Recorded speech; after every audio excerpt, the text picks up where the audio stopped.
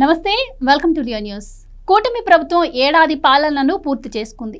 మరి ఏడాదిలో ఇచ్చిన హామీలను ఎంత మేరకు నెరవేర్చింది? దీనిపై ప్రజల అభిప్రాయం, రాజకీయ విశ్లేషకుల అభిప్రాయం ఎలా ఉంది? మరి చంద్రబాబు సంకల్పించినటువంటి అభివృద్ధి, సుపరిపాలన స్వర్ణాంధ్రప్రదేశ్ సాధ్యమయ్యేదేనా? ఇలాంటి విషయాలన్నీ తెలుసుకుందాం. మనతో పాటు ఉన్నారు ప్రముఖ రాజకీయ విశ్లేషకులు అంకమరావు గారు. నమస్కారం అండి. నమస్తే అమ్మా. సార్, ఈ రోజుతో కూటమి ప్రభుత్వానికి ఏడాది పూర్తవుతుంది. ఏడాది అంటే మరి మనం చూసాం జగన్మోహన్ రెడ్డి గారి హయాంలో వ్యవస్థలు ఎంత విధ్వంసం అయిపోయాయని, వాటన్నింటినీ చక్కదిద్దుకుంటూ మరి రాజధాని లేని రాష్ట్రం, మరి ఆ రాజధాని నిర్మాణానికి పూనుకుంటూ, అలాగే కొన్ని డ్యాములు కూడా ఆయన సంకల్పించారు. వీటన్నిటిని దాటుకుంటూ ముందుకు రావడం అంటే కొంచెం కష్టం. దానికి తోడు ప్రతిపక్షాల నుంచి ఏ విధమైనటువంటి వ్యతిరేకత వ్యక్తమవుతోంది, వాళ్ళు ఏ విధంగా అభివృద్ధిని ప్రజలకు చేరనివ్వకుండా చేస్తున్నారు అనేవి కూడా మనం చూస్తూ ఉన్నాం. ఏది ఏమైనా కూడా మరి మీరు కూడా గమనించే ఉంటారు ఈ ఏడాది పాలనను.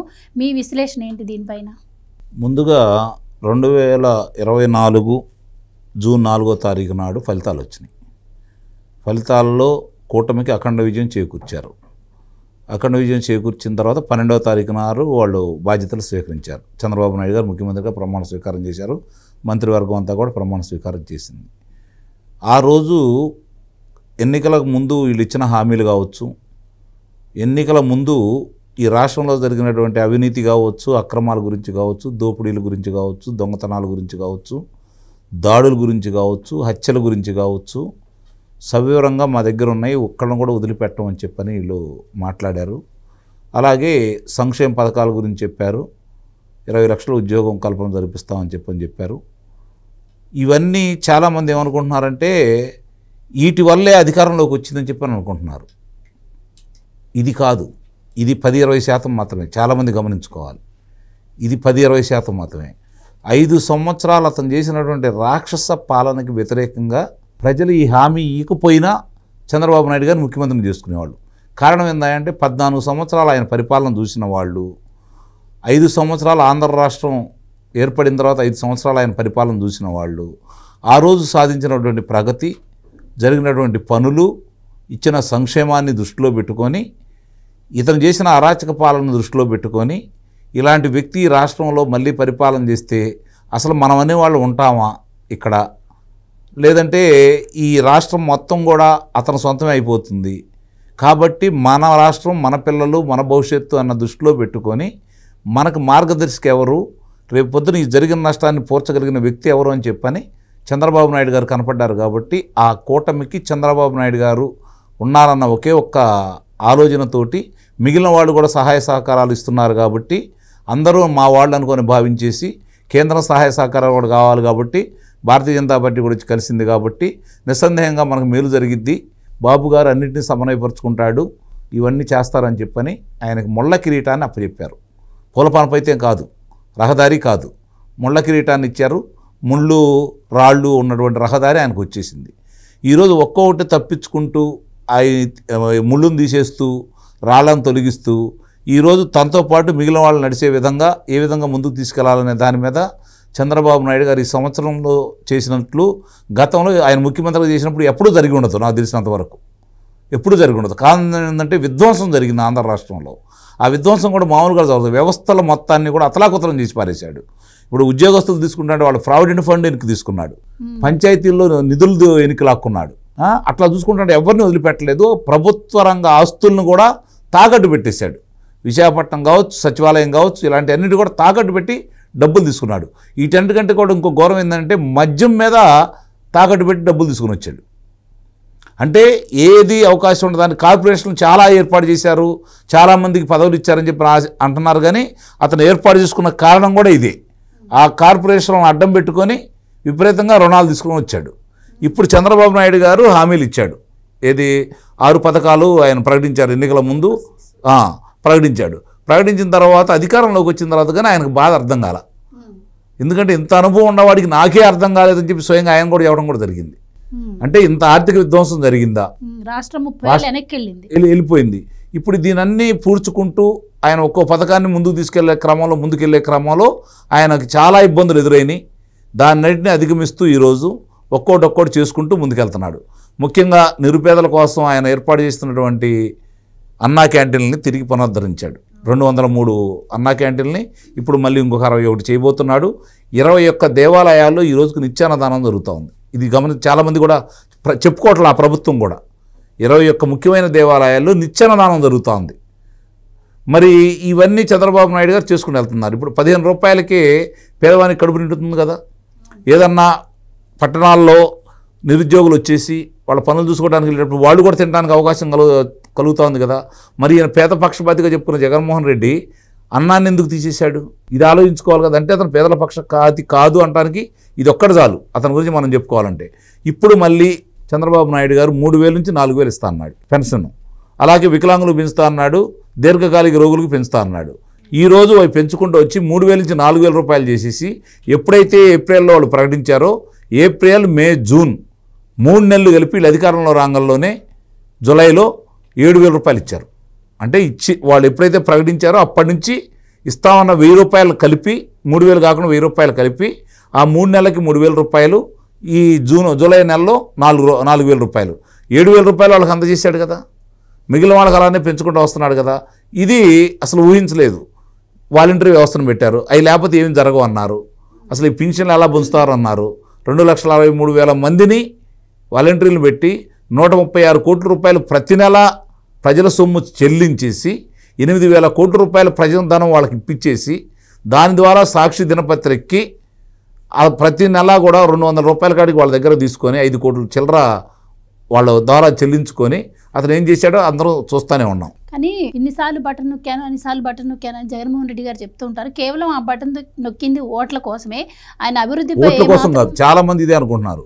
ఓట్ల కోసం కాదు, 10 రూపాయలు ప్రజలకు ఇచ్చి 90 రూపాయలు ఎలా కొట్టేయాలో దృష్టి మరల్చడం కోసం చేసినటువంటి కార్యక్రమాలు. కానీ అభివృద్ధిపై ఏమాత్రం దృష్టి పెట్టలేదని మనం విన్నాము. కానీ ఇప్పుడు కూటమి ప్రభుత్వం వచ్చిన తర్వాత 20 లక్షల ఉద్యోగాల కల్పనగా ముందుకెళ్తోంది. అందుకోసం చాలా పరిశ్రమలు కూడా గ్రౌండ్ అవుతున్న పరిస్థితి. ఇలాంటి టైంలో కూడా మరి ఇవన్నీ మా హయాంలో తీసుకొచ్చినవి, వీళ్ళు ఇప్పుడు బిల్డప్ ఇస్తున్నారు. అన్ని ఉద్యోగాలు మా హయాంలో సచివాలయ ఉద్యోగాలు ఇచ్చాము, వాలంటీర్లకు ఉద్యోగాలు ఇచ్చాము, కొన్ని పరిశ్రమలు తీసుకొచ్చాము, ఈ రకంగా ఇంత ఉద్యోగ కల్పన కల్పించాము, ఇప్పుడు డిఎస్సి అని మోసం చేశారు.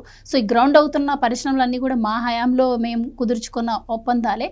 సో విజనరీ అంటారు, ఇదే నా సీనియారిటీ అని చెప్పి కూడా చంద్రబాబు ఉద్దేశించి ఇప్పుడు మాట్లాడుతున్న పరిస్థితి. ఇప్పుడు జగన్మోహన్ రెడ్డి ఇప్పటివరకు ఏది నిజం చెప్పాడు కాబట్టి ఇవన్నీ మనం భావించాలి. నిజంగా వాళ్లే తీసుకొచ్చి పరిశ్రమలు ఆ రోజు వాళ్ళు చెప్పుకునేవాళ్ళు కదా, వాళ్ళే చెప్పుకునేవాళ్ళు కదా. పరిశ్రమల శాఖ మంత్రి ఏం మాట్లాడాడు విశాఖపట్నంలో జరిగినప్పుడు? మరి ఆయన మామూలుగా చంద్రబాబు నాయుడు గారు ప్రతి సంవత్సరం జాబ్ క్యాలెండర్ విడుదల చేస్తూ ఉన్నారు కదా, జనవరిలో చేయలేదు కదా. మరి వాళ్ళు నిజంగా ఇవన్నీ తీసుకొస్తే చేసుకునేవాళ్ళు కదా, పరిశ్రమలు వస్తే చెప్పుకునేవాళ్ళు కదా, ఎక్కడా లేదు కదా. ఈరోజు నువ్వు ఎనికి పంపించిన పరిశ్రమను ఎనికి తీసుకొచ్చారు. నిన్ను చూసి భయపడి పారిపోయిన వాళ్ళందరూ కూడా తీసుకొని వస్తున్నారు. ఈరోజు చంద్రబాబు నాయుడు గారు ఉన్నారు కాబట్టి వాళ్ళు వస్తున్నారు. ఈరోజు కేంద్ర ప్రభుత్వం నుంచి కావచ్చు, పరిశ్రమల ద్వారా కావచ్చు, పెట్టుబడుల రూపాయన మనకు కనపడుతున్న లెక్కలు 9,18,000 కోట్ల రూపాయలు. 9,18,000 కోట్ల రూపాయలు. 5,30,000 మందికి ఉద్యోగ కల్పన జరిగే విధంగా ఇవన్నీ పూర్తయితే 5,30,000 మందికి ఉద్యోగాలు దొరుకుతాయి. ఇది మర్చిపోతున్నారు. ఈరోజు ఇసుకని మళ్ళీ అందుబాటులో తీసుకొచ్చిన వల్ల నిర్మాణ రంగం పరిగెత్తుతూ ఉంది, వాళ్ళ చేతి నిండా పనులు జరుగుతూ ఉన్నాయి. రెండవది, ఈరోజు మనకి సంబంధించినంత వరకు పోలవరానికి సంబంధించి 11,400 కోట్ల 12,500 కోట్ల రూపాయలు తెచ్చుకున్నారు. మొదటి దశ పూర్తయిపోయి అమరావతికి సంబంధించి 43,000 కోట్ల రూపాయలు తెచ్చుకున్నారు. ఈ 43,000 కోట్ల రూపాయలు 15,000 కోట్ల రూపాయలు కేంద్రం ఇస్తున్నటువంటి రాయితీయే కదా. మిగిలిన నిర్మాణాలన్నీ పూర్తయిపోయి సచివాలయము లేకపోతే న్యాయస్థానము, మరి ఈ ఏదైతే ఉందో శాసనసభ, ఈ 3 కనుక పూర్తి చేసుకొని ఉద్యోగస్తులకు కావచ్చు, అధికారులకు కావచ్చు, న్యాయమూర్తులకు కావచ్చు, శాసనసభ్యులకు కావచ్చు, శాసనమండలి సభ్యులకు కావచ్చు, లేకపోతే లోక్సభ సభ్యులకు కావచ్చు, నివాస భవనాలు కూడా పూర్తయిపోతున్నాయి కదా. 90% పూర్తయిపోయినాయి, 70% పూర్తయిపోయినాయి. అవన్నీ పూర్తయిపోతే వీళ్ళందరూ ఈరోజు విజయవాడ, గుంటూరు, మంగళగిరిలో నివాసం ఎంతమంది ఉంటున్నారు ప్రభుత్వ ఉద్యోగులు? ఆ అద్దె మొత్తం ప్రభుత్వమే భరాయిస్తుంది కదా ఇప్పటి వరకు. రేపు పొద్దున ఇవన్నీ పూర్తయిపోతే ఆ అద్దె అయితే మిగులుతుంది కదా. వీళ్ళందరూ ఇక్కడ ఉంటారు కదా, కుటుంబ సభ్యులు ఇక్కడ ఉంటారు కదా, వాళ్ళ ఖర్చులనే ఉంటాయి కదా, వాళ్ళు వెచ్చాలు కొనుక్కుంటారు కదా, వాళ్ళ ఇంట్లో కావాల్సినవన్నీ తెచ్చుకుంటారు కదా, తద్వారా కొనుగోలు శక్తి పెరుగుతుంది కదా, అది మళ్ళీ రాష్ట్రానికే వస్తుంది కదా. దీనితో పాటు ఈరోజు చూసుకుంటా ఉంటే నేను చెప్పిన ఇన్ని పరిశ్రమలు ఈరోజు వచ్చేసి ఈ పిల్లలు ఇక్కడే ఉండి ఇప్పటికి 5 లక్షల మంది కనపడుతున్నారు కదా. ఒక సంవత్సరంలో ఏది ఆర్థిక ఇబ్బందుల్లో ఉండి అతలాకుతలమైన ఆంధ్ర రాష్ట్రంలో 27 కిలోమీటర్లు ఈరోజు రహదారులు మరమ్మతులు చేశారు. ప్రభుత్వాలు పోతూ ఉంటాయి, వస్తూ ఉంటాయి. అభివృద్ధి సంక్షేమం ప్రతి ప్రభుత్వం ఎఫర్ట్ని బట్టి చేస్తూ ఉంటుంది. కానీ ఆంధ్రప్రదేశ్ విషయానికి వస్తే అదొక సపరేట్ కేటగిరీ అని చెప్పొచ్చు. ఎందుకంటే అసలు రాజధాని లేదు. ఇప్పుడు అదే పొరపాటు అంటున్నాను నేను. చాలా మంది చెప్తుంటే అదే నేను ఖండిస్తున్నాను. ఆంధ్రప్రదేశ్కి రాజధాని ఉంది, ఒకటే అమరావతి. దాన్ని అంగుళం కూడా కదిలిలేకపోయాడు కదా జగన్మోహన్ రెడ్డి. సార్ అదే సార్, ఇప్పుడు అమరావతి రాజధానిగా సంకల్పించారు. అండ్ ముఖ్యంగా ప్రజల జీవనాడైనటువంటి పోలవరాన్ని 2 కళ్ళుగా ఆయన ముందుకు తీసుకెళ్తున్నారు. కానీ వాటి రెండింటిపైన కూడా ఇప్పటికీ విషయం చెమ్ముతూనే ఉన్నారు. కానీ ఈ హయాంలోనైనా ఆ రెండింటిని పూర్తి చేయగలుగుతారా చంద్రబాబు గారు? 28 వాళ్ళు మార్చి అంటున్నారు, ఏప్రిల్లో కావచ్చు లేదా ఆగస్టు కావచ్చు. 28 పూర్తయ్యేలోపు పోలవరం మొదటి దశ పూర్తవుతుంది. ఇది గమనించుకోవాలి అందరూ కూడా. మొదటి దశ పూర్తవుతుంది. దానివల్ల విద్యుత్ ఉత్పత్తి కలుగుతుంది. దానివల్ల ₹10 విద్యుత్ దొరుకుతుంది. దానివల్ల సంవత్సరానికి నాకు తెలిసిన లెక్కల ప్రకారం 25,000 నుంచి 30,000 కోట్ల రూపాయలు రాష్ట్రానికి ఆదాయం రాబోతుంది. ఈ అమరావతి నగరం పూర్తయిపోతే నవనగరాల్లో కొన్నన్నా కూడా రూపకల్పన జరిపి ముందుకెళ్తూ ఉంటే, ఇక్కడ పనులు గంట మొదలు పెడతా ఉంటే ఆ వచ్చే ఆదాయం కూడా ఇంకో 20 నుంచి 25,000 కోట్ల రూపాయలు కనపడుతుంది. అంటే 50,000 రూపాయలు తక్కువ లేకుండా ఈ రెండింటి వల్ల ఇప్పుడు అక్కడ ఒక 50,000 రూపాయలు ఖర్చు పెడతారు, ఇక్కడ ఒక 50,000 కోట్ల రూపాయలు, అంటే 1,00,000 కోట్ల రూపాయలు పెడతా ఉంటే సంవత్సరానికి 50,000 రూపాయల ఆదాయం రాబోతుంది ఈ రెండింటి మీదే. ఇట్లా చేసుకుంటా ముందుకెళ్ళేటప్పుడు ఈ ఉద్యోగ కల్పన ఎలా జరుగుతూ ఈ విధంగా ముందుకెళ్తా ఉంటే, మీరు అన్నారు కదా డిఎస్సికి సంబంధించి ఈరోజు దాన్ని ప్రకటించారు కదా, 16,347 ఉద్యోగులకు సంబంధించి చేయబోతున్నారు కదా. మరి ఇవన్నీ కూడా రేపు ఎట్లా చేయగలుగుతున్నారు చంద్రబాబు నాయుడు గారు? ఇప్పుడు వీటన్నిటికంటే కూడా జగన్మోహన్ రెడ్డి ఆశ పెట్టుకుంది ఎట్టి పరిస్థితులకు కూడా తల్లికి వందనం చంద్రబాబు నాయుడు గారు ఇవ్వలేరు అని చెప్పని భావించాడు. అతను ఇచ్చింది 41 లక్షల చిల్లర మందికి.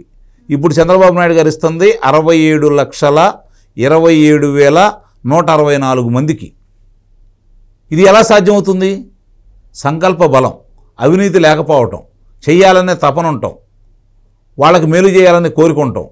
దానివల్ల ఈరోజు చంద్రబాబు నాయుడు గారికి ఒకేపని లోకేష్ బాబు, పవన్ కళ్యాణ్ గారు కూడా తోడయ్యి ముందుకు తీసుకెళ్లే విధానంలో ఆయన కొంచెం పరిపాలనలో వెలుసుబాటు వచ్చే విధంగా వీళ్ళు ముందుకెళ్తున్న సందర్భంగా ఇవి తీసుకురాగలిగాడు. ఈరోజు తల్లికి వందనం ద్వారా ఇస్తున్నారు కదా. 3 సిలిండర్లకు సంబంధించి డబ్బులు మొత్తం ఇప్పుడు చెల్లించేశారు కదా. ఈ 2 అయిపోయినాయి కదా. 2వది అన్నా క్యాంటీన్లు జరుగుతూనే ఉన్నాయి కదా.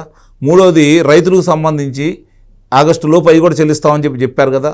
అసలు మామూలుగానే ఈ జూలై నాటికి చెల్లిస్తూ ఉన్నారు. ఒకవేళ ఆలస్యమైన ఆగస్టు నాటికి అది కూడా చెల్లిస్తారు కదా. ఆగస్టులో ఉచిత బస్సు పథకాన్ని కూడా తీసుకొస్తానే ఉన్నారు కదా. మరి ఇన్ని అప్పుల్లో ఉండి వడ్డీలు కడుతూ ఇది ఎలా సాధ్యమవుతుంది? మరి ఉద్యోగస్తులు 1వ తారీఖు కానీ 2వ తారీఖు కానీ వాళ్ళ ఖాతాలో జమ అవుతానే ఉంది కదా. గతంలో 5 సంవత్సరాలు ఎప్పుడైనా చూసారా? 5 సంవత్సరాలు ఎప్పుడైనా చూసారా? వాళ్ళు విశ్రాంత ఉద్యోగస్తులకు ఆ విధంగానే పడతానే ఉంది కదా. తిరిగి పంచాయతీలకి ధనం వెనక్కి పంపించారు కదా. రైతులకి వాళ్ళు పెట్టినటువంటి 1,687 కోట్ల రూపాయలు ఆ బకాయిలు మళ్ళీ ప్రభుత్వం తీర్చింది కదా. 55 లక్షల మెట్రిక్ టన్నుల ధాన్యాన్ని స్వీకరించేసి 13,862 కోట్ల రూపాయలు 13,862 కోట్ల రూపాయలు ఈరోజు రైతుల ఖాతాలో జమ చేశారు కదా. ఎప్పుడన్నా జరిగిందా ఇది? దీనివల్ల ఏ విధంగా ఉంటుందో ఒకసారి ఆలోచించండి. ఈరోజు మళ్ళీ డ్రిప్ ఇరిగేషన్ పథకాలకి మళ్ళీ ముందుకు తీసుకొస్తానే ఉన్నారు. అలాగే సోలార్ విద్యుత్ గురించి ముందుకు తీసుకెళ్తానే ఉన్నారు. రైతులకు సంబంధించిన నాణ్యమైన ఇత్తనాలు అందించే కార్యక్రమంలో ముందు ఉంటున్నారు. వాళ్ళకి కావాల్సిన ఎరువులు ముందు ఉంటున్నారు. నీటి రంగ ప్రాజెక్టుల గురించి ముందుకు తీసుకెళ్తున్నారు. గతంలో ఆగిపోయిన నీటి రంగ ప్రాజెక్టులు ముందుకు తీసుకెళ్లే కార్యక్రమంలో అది చాలదన్నట్టు పోలవరం చాలదన్నట్టు పోలవరం నుంచి బనకచెర్ల దాకా 81,000 కోట్ల రూపాయల ప్రణాళికలతోటి నీరు తీసుకురాబోతున్నారు. దానివల్ల రాయలసీమ సస్యశ్యామలం అవడమే కాకుండా 3 రాష్ట్రాలకు సముద్రంగా నీరు కూడా దొరికింది. 3 రాష్ట్రాలకి సమృద్ధిగా నీళ్లు కూడా దొరుకుతాయి. ఎందుకు దొరుకుతాయి అంటే శ్రీశైలంలో నీళ్లు నిల్వ ఆభరణే ఉంటాయి. ఆ నీళ్లు తెలంగాణ వాళ్ళకు ఉపయోగపడుతుంది. శ్రీశైలంలో నీళ్లు ఉంటే అటు రాయలసీమ ఇటు తెలంగాణకి రెండింటికి ఉపయోగపడుతూ ఉంటుంది. అట్లాగే మా గోదావరిలో ఉన్నాయనుకోండి, తెలంగాణకి ఛత్తీస్గఢ్కి మహారాష్ట్రకు ఉపయోగపడతాయి కదా. అంటే ఇవన్నీ కూడా అర్థం పర్థం లేకుండా అసలు వాళ్ళు వితండ వాదన ఒకటి చేస్తున్నారు. వీళ్ళు ఎలా కడతారు, వాళ్ళు ఎలా వాడుకుంటారని చెప్పి. అరే సముద్రం పాలవుతున్న నీళ్లు వాడుకుంటే నీకు వచ్చే నష్టం ఏంటి? రేపు పొద్దున్న నువ్వు కట్టుకుంటే నీకు మిగిలిన వాటాయే కదా ఇచ్చేది. ఇప్పుడు కర్ణాటక ఇస్తుందా, లేకపోతే మహారాష్ట్ర ఇస్తుందా, తెలంగాణ ఇస్తుందా? ఆంధ్రలోకి వాటా ఇవ్వటం లేదు కదా. వాటా ప్రకారం రావట్లేదు కదా. కరువు వచ్చినప్పుడు వాళ్ళ వాడుకోవాల్సిన వాడుకొని మిగులు జలాలు ఉంటేనే కదా మనకు వస్తుంది. అసలు ఈ మాత్రం అవగాహన లేకుండా రెచ్చగొట్టడానికి, ప్రాంతీయ విద్వేషాలు రేకెత్తడానికి మాట్లాడుతూ ఉన్నారు తప్ప అసలు విషయం గురించి ఎవరూ ఆలోచించట్లేదు. రేపొద్దున గ్రూప్ 1, గ్రూప్ 2 పరీక్షలు కూడా నిర్వహించేసి ఎక్కడో ఇంకా చాలామంది కొంత అవినీతికి అలవాటు పడ్డవాళ్ళు ఉన్నారు, గత ప్రభుత్వానికి సహాయం చేసేవాళ్ళు ఉన్నారు. ఇప్పుడున్న యువకులకి గ్రూప్ 1, గ్రూప్ 2 పరీక్షలు నిర్వహించేసి వాళ్ళ కనుక ఉద్యోగ కల్పన చేస్తే నిస్సందేహంగా దీంట్లో కూడా ప్రక్షాళన వచ్చింది. పరిపాలన ఇప్పటి వరకు ఏది చేసినా కూడా అధికారులే చేయాలి. మంచి చేసిన ప్రభుత్వానికి, ప్రజలకి మంచి చేసిన అధికారులు చేయాలి. వీళ్ళు చెబుతారు, అమలు చేయాల్సింది వాళ్ళలో చిత్తశుద్ధి లేకపోతే 1,00,000 వంకలు చెబుతూ ఉంటారు. కాబట్టి అవన్నీ కూడా ప్రక్షాళన చేసుకొని ముందుకెళ్లాల్సిన బాధ్యత వీళ్ళదే ఉంది కదా. తిరుమల దేవస్థానాన్ని అపవిత్రం చేశారు. మొన్నటిదాకా మనం నెయ్యి గురించి మాట్లాడుకున్నాం. ఇప్పుడు అసలు నెయ్యే కాదట అది. ఈరోజు సిట్టు తెలిసింది. దానికి సంబంధించి ఎంత వేగవంతంగా ముందుకెళ్తున్నారు. ఇప్పుడు తిరుమలలోకి వెళ్తే ఈరోజు ఎంత ప్రశాంతంగా ఉంది. గతంలో ఎప్పుడూ లేదు కదా ఇది. 70 ఏళ్ళ అంకబాబు గారిని తీసుకెళ్లారు, 70 ఏళ్ళ రంగనాయకం గారిని తీసుకెళ్లారు, స్వతంత్రం లేకుండా చేశారు. మాస్క్ అడిగిన నేరానికి డాక్టర్ సుధాకర్ గారిని నడిబజార్లో పెడరెక్కలు ఇడిచికట్టేసి బట్టలు లేకుండా ఏ విధంగా చేసి ఆయన చావుకు కారణమయ్యారో చూసాము. డ్రైవర్ సుబ్రహ్మణ్యాన్ని చంపేశారు. అతనే చంపేసి నేనే చంపేశానంటే అతనికి ఏ విధంగా శిక్షలు పడకుండా ఏ విధమైన శిక్షలు పెట్టారో మన కళ్ళ ముందు కనపడతానే ఉంది. అతనికి పూలతో స్వాగతం పలికారు, బాజా భజంత్రీలు పెట్టారు, ఊరేగింపులు పెట్టారు. ఆయన పక్కన కూర్చోబెట్టుకున్నాడు, ఆయన వాహనంలో తిప్పాడు, సభలో ఆయన పక్కనే కూర్చోబెట్టుకున్నాడు. ఆయన అలాంటి సందేశం ఇచ్చాడు. ఇలాంటివన్నీ కూడా మన కళ్ళ ముందు కనపడతానే ఉన్నాయి. ఎంతమంది చనిపోయారు, ఎంతమందిని చంపేశారు, ఎన్ని ఆస్తులు స్వాధీనం చేసుకున్నారు, ఎంత పొలాలు స్వాధీనం చేసుకున్నారు, ఎన్ని వ్యాపారాలు స్వాధీనం చేసుకున్నారు. ఇవన్నీ కూడా ఇప్పుడు ఒక్కొక్క అంశాలన్నీ బయటకు వస్తున్నాయి కదా. ఇప్పుడు చూస్తూ ఉంటే చివరికి అటవీ భూములు కూడా వదిలిపెట్టలేదు కదా వీళ్ళు. ఇవన్నీ కూడా సరి చేసుకుంటూ వీళ్ళు వస్తున్నారు, ముందుకెళ్తున్నారు, సుపరిపాలన చేస్తున్నారు. పంచాయతీలకి నిధులు మళ్ళీ వెనక్కిచ్చేశారు, నీటి రంగానికి ముందుకు తీసుకెళ్తున్నారు. ఈ యొక్క అభివృద్ధి కార్యక్రమాలు ముందుకు వస్తూ ఉన్నాయి. ఇంతకంటే ఒక సంవత్సరంలో ఏం చేస్తారో నాకైతే అర్థం కావట్లా. ఇంకా 4 సంవత్సరాల సమయం ఉంది. ఇప్పుడు మామూలుగా ఒకేసారి ముందు మనం పైన టాప్ వేసి ఒక్కొక్క గది కట్టుకుంటా రాం కదా. 5 ఫ్లోర్లు బిల్డింగ్ నిర్మించాలంటే ముందు పైన స్లాబ్ వేసి తర్వాత 5వ ఫ్లోర్ కట్టి 4వ ఫ్లోర్ కట్టి కిందకి రాం కదా. కింద ఫౌండేషన్ కరెక్ట్గా ఉండాలి కదా. ఇప్పుడు ఆ ఫౌండేషన్ వేసుకుంటూ వస్తున్నారు. ఫౌండేషన్ వేయడానికి ఆలస్యం అయింది. ఆ తర్వాత కదా ఒక్కో ఫ్లోర్ ఎంత వేగవంతంగా పూర్తి చేసుకునేది. ఇప్పుడు కూడా అదే పరిస్థితి. ప్రారంభంలోనే ఇంత వేగవంతంగా ఉన్నారు అంటే వీళ్ళు అనుకున్నట్టుగా 20 లక్షల ఉద్యోగాలు నిస్సందేహంగా తీసుకురాగలరు, పరిశ్రమలు వస్తాయి. కేంద్రం కూడా ఇదేవిధంగా సహాయం చేస్తూ ఉంది. విశాఖ ఉక్కు నగరం కావచ్చు, విశాఖ రైల్వే జోన్ కావచ్చు, ఈరోజు కళ్ళ ముందు కనపడతానే ఉన్నాయి. భోగాపురం ఎయిర్పోర్ట్ కావచ్చు, వీళ్ళు వచ్చిన తర్వాత ఎంత వేగవంతంగా ముందుకెళ్తుంది మనకు కనపడతా ఉంది. మిగిలిన పోర్టులకు సంబంధించింది కావచ్చు, అన్ని విషయాలు బయటకు వస్తున్నాయి. న్యాయం జరిగే విధంగా వీళ్ళు ముందుకెళ్తున్నారు. కాకపోతే తీపి ఎంత ఉందో అక్కడక్కడ కాస్త ఒగరు ఉంది, కాస్త చేదు ఉంది, కాస్త కారం కూడా ఉంది. ఇదేమో 60% ఉంటే ఆ 3 కలిపి ఇంకా 40% ఉంది. దాన్ని కూడా ఎట్లా కొట్టా మార్చుకొని నిదానంగా సరి చేసుకొని ముందుకెళ్ళే క్రమంలో ఉండాలి. ఎప్పుడైనా సరే ఏ ప్రభుత్వానికైనా 3 ప్రణాళికలు ఉండాలి. ఒకటి స్వల్పకాలికం, రెండోది మధ్యంతరంగా ఉండాలి, మూడోది దీర్ఘకాలికం. ఇప్పుడు చంద్రబాబు నాయుడు గారు 2047 అంటుంది దీర్ఘకాలిక ప్రణాళిక. దానికి ఎక్కువ ప్రాధాన్యత ఇవ్వకూడదు, దాని పనులు మాత్రమే చేయాలి. ఈ మధ్య రకానికి స్వల్పకాలికానికి ఎక్కువ ప్రాధాన్యత ఇవ్వాలి. కారణం ఏంటంటే ఈ ఫలితాలు కనపడతాయి, ముందు ఫలితాలు కనపడతాయి, వీళ్ళందరికీ తృప్తిగా ఉంటాయి. ముందు వాటి మీద కూడా దృష్టి పెట్టాలి. ఆ తర్వాత 2047 గురించి చూసుకోవాలి. ఆ విధంగానే ఈ కూటమి ముందుకెళ్లాలని ఈ సంవత్సర కాలంలో వాళ్ళు చేసినటువంటి మంచి పనులతో పాటు వాళ్ళకి అభినందనలు తెలియజేస్తూ మిగిలిన 4 సంవత్సరాలు కూడా ఈ విధంగా సాగుకుంటూ మీరు ముందుకెళ్తే చూస్తున్నాం. వాళ్ళు ఏ విధంగా అసత్య ప్రచారాలు చేసుకుంటూ ఇంకా దాడులు దిగుతూ అరాచకం సృష్టించి, గొడవలు సృష్టించి, పెట్టుబడులు రాకుండా చేయాలని, అమరావతి పూర్తి కాకుండా చేయాలని, పోలవరం పూర్తి కాకుండా చేయాలని ఏ విధమైన ప్రయత్నాలు చేస్తున్నారో ఈయన సమన్వయంతో ఎప్పుడైనా సరే మౌనం చాలా భయంకరమైంది. కాబట్టి ఆయన మౌనంగా ఒక ఋషి చేసుకుంటూ వెళ్ళిపోతున్నాడు. భవిష్యత్తు కూడా ఎలానే చేసుకుంటూ వెళ్ళాలని మనం భావిస్తూ ఈ ప్రభుత్వానికి చక్కని పరిపాలన అందిస్తుంది. కాబట్టి ఇంకొంచెం ఇంకా నేను చెప్పినట్టు ఆ పులుపు, వగర, కారం ఆ మూడింటిని కూడా తగ్గించేసి అంతా తీపి ఉండే విధంగా చేయాలి. అందరికీ న్యాయం చేయలేరు, అందరూ తృప్తిపరచలేరు. కాబట్టి వీలైనంత వరకు ఆ విధంగా ముందుకెళ్లాలని మనం కోరుకుందాం. Thank you so much. Please subscribe to Leo news for more videos.